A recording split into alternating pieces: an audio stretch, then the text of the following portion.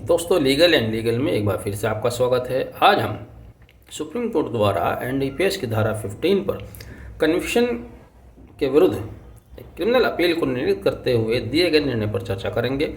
यह निर्णय बहुत महत्वपूर्ण ना होते हुए भी, बहुत कुछ नया ना होते हुए भी महत्वपूर्ण है, अहमियत रखता है, चूँकि यह निर्णय आने वाले बहुत से मुकदमों को प्रभावित कर सकता है। बहुत सारी बेल एप्लीकेशन को या आपके जो डिफेंस लिए जाते हैं कोर्ट में, उनको प्रभावित कर सकता है।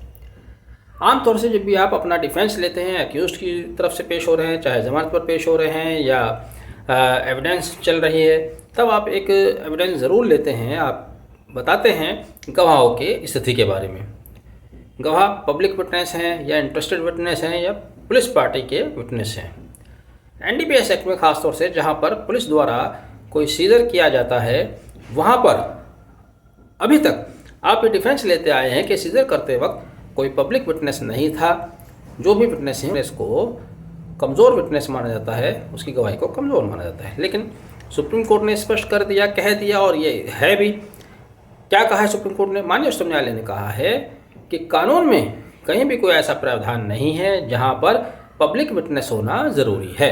अर्थात किसी व्यक्ति के कन्विक्शन के लिए पब्लिक विटनेस होना लाजमी नहीं है। ख़ासतौर से यहाँ पर हम बात कर रहे हैं एनडीपीएस एक्ट की धारा 15, जो कि पॉपी के संबंध में पनिशमेंट निर्धारित करती है। ए में स्मॉल क्वांटिटी, 15B में मॉडरेट क्वांटिटी और 15C में कमर्शियल क्वांटिटी को बताया गया है। तो यहाँ पर अभियुक्त से या जिसको कन्विक्शन हुआ है उससे कमर्शियल क्वांटिटी का पॉपी स्ट्रॉ बरामद किया गया था। एक्यूज की तरफ से कहना यही था कि ट्रायल कोर्ट द्वारा केवल एक ही विटनेस को ट्राइड किया गया और उसी के आधार पर उसको कन्विक्शन सुना दी गई। 10 साल की उसको सज़ा सुनाई गई, जो कि मिनिमम है 15C के तहत।